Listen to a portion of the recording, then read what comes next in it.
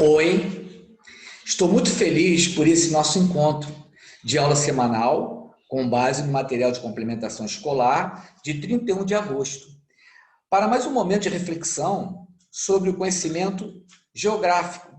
Espero que todos estejam bem. Hoje nós vamos debater sobre a segregação urbana, também recebe uma outra denominação.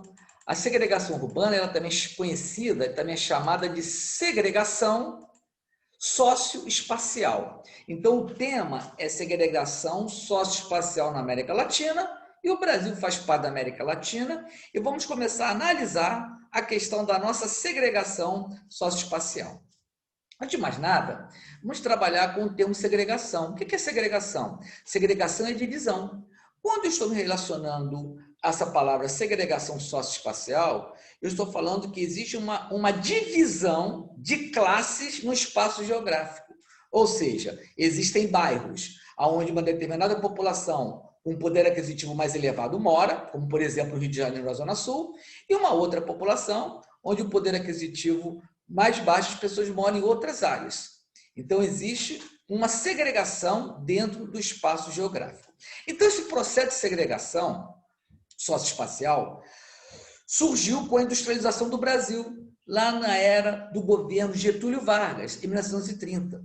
Então, essa industrialização que ocorreu no Brasil aconteceu principalmente Rio de Janeiro, São Paulo e Minas Gerais, nas cidades de São Paulo, Rio de Janeiro e Belo Horizonte. Belo Horizonte é a capital de Minas Gerais.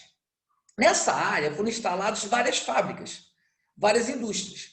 Então, o que acontece? Se existe uma quantidade de empregos e boa parte da nossa população vive no campo, as cidades começam a ter uma atração populacional, as cidades atraem. Que cidades atraem? Principalmente quem? Rio de Janeiro, São Paulo e Belo Horizonte.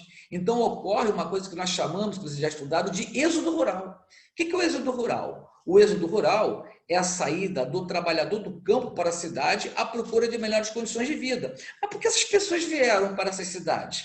Porque as condições de vida, a oferta de empregos, eram melhores do onde elas estavam, no Nordeste, no Centro-Oeste. Então, as cidades do Sudeste brasileiro, principalmente São Paulo, Rio de Janeiro e Belo Horizonte, se tornam cidades de atração populacional.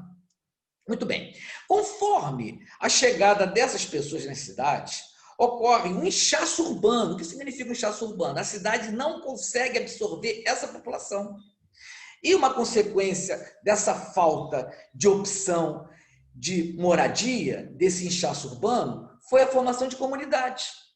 Essas comunidades, elas foram formadas porque, de uma certa forma, os governos, ao longo desse tempo, desde 1930, não tiveram condições de criar um sistema, um plano habitacional para fazer com que essas pessoas vivessem em áreas que tivessem uma certa urbanização. Então, começa a ter uma proliferação de comunidades. Então, essa desigualdade, ela muitas vezes é do espaço, essa desigualdade socioespacial deve-se, em toda a sua parte, mas em grande parte pelo governo, porque ele teria que planejar uma ocupação urbana dentro do espaço geográfico. Então, nós temos aqui exemplos, tá, da América Latina, que são exemplos bem parecidos com o do Brasil.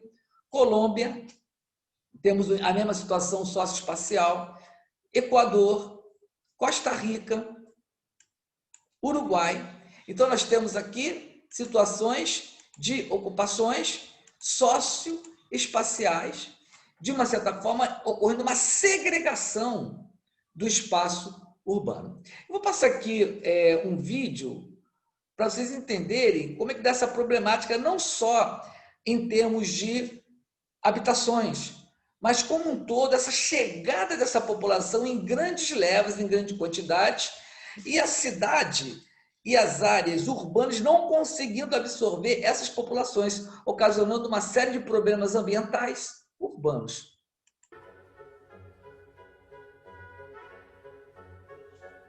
Um dos maiores problemas do século XXI é o crescimento exagerado das cidades.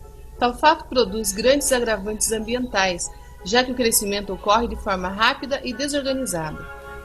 Existem inúmeros fatores que comprometem o meio ambiente, como a produção de lixo e esgoto, as poluições, o desmatamento, os problemas de temperatura, entre outros. A poluição gerada nas grandes cidades pode ser liberada de várias formas. A poluição pode ser originada por meio de lixo depositado em locais impróprios, radiações, ruídos, substâncias químicas, agentes contaminadores e outros.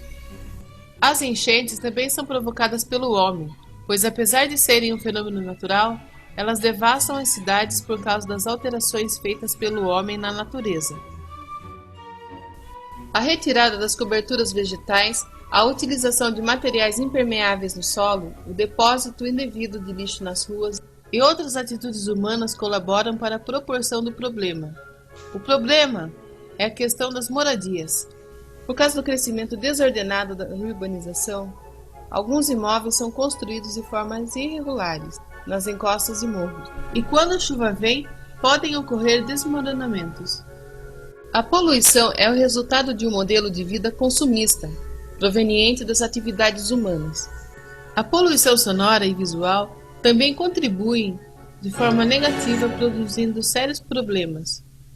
A poluição sonora tem vários fatores desencadeantes que fazem parte dos fluxos urbanos.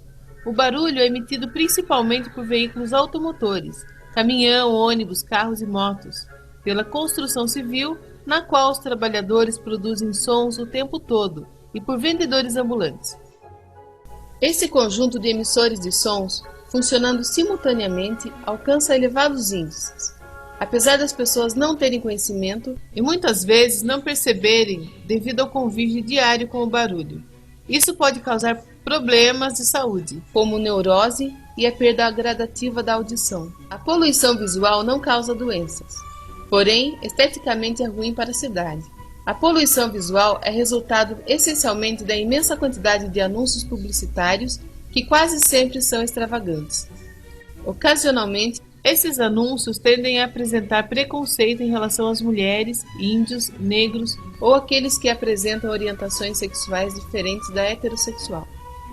Além disso, as propagandas ostentam produtos inacessíveis a grande parte da população, tais como mansões e carros importados, iates, roupas de grife, restaurantes finos, além de produtos prejudiciais à saúde como cigarro, bebidas e inseticidas.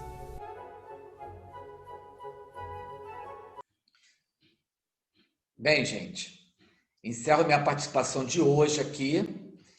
Fiquem bem, realizem as atividades do material de complementação escolar. Até a próxima. Tchau.